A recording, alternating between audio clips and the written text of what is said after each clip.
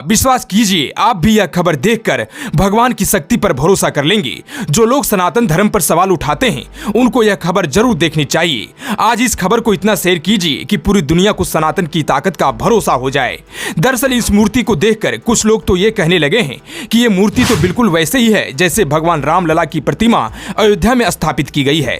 लेकिन हजारों साल पहले ऐसी मूर्ति कैसे बनाई गई थी और ऐसा क्या हुआ था जो यह मूर्ति अब तक लापता थी? अगले 2 मिनट में जो हम आपको बताने जा रहे हैं वो जानकर शायद आपको भी भरोसा ना हो, लेकिन यह सच है कि बिहार में जमुई जिले के सिकंदरा प्रखंड के सिझोड़ी गांव में मंगलवार की दोपहर तालाब से मिट्टी की खुदाई के दौरान दुर्लभ प्राचीन प्रतिमा निकली है। मूर्ति निकलने के बाद आसपास गांव के लोगों की मौके पर बड़ी संख्या में भीड़ जुट गई। इसकी सूचना जब गांव के बुद्धिजीवी को मिली तो खुदाई वाले स्थान पर पहुंचकर प्राचीन दुर्लभ प्रतिमा को उठाकर तालाब के पास में मौजूद मंदिर में लाकर रख दिया।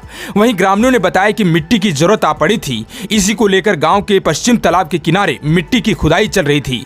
खुदाई के क्रम में ही मजदूरों को काला पत्थर दिखाई दिया।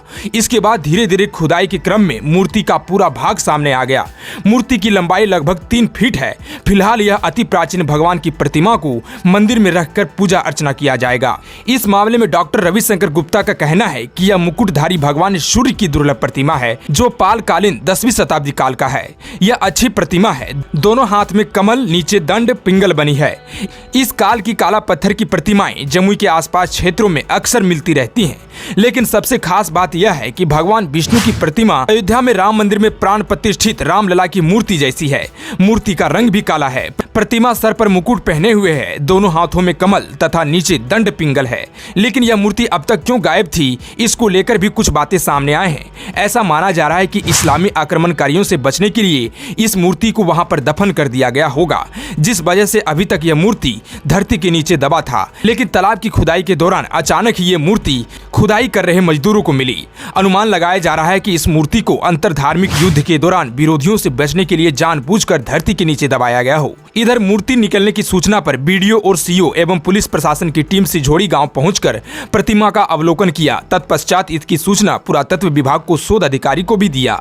आपको बताते चले कि इससे पहले भी इसी जिले में 4 मार्च 2022 को कुमार गांव के मां नेतुला मंदिर स्थित तालाब की सुंदरीकरण को लेकर खुदाई चल रही थी। खुदाई के दौरान भगवान शिव की पालकालीन 9वीं से 10वीं शताब्दी की दुर्लभ शिवलिंग निकली थी।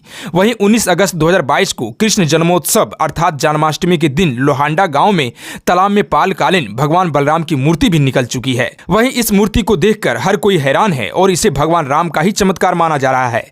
खैर, आप इसके बारे में क्या सोचते हैं, कमेंट करके जरूर बताएं।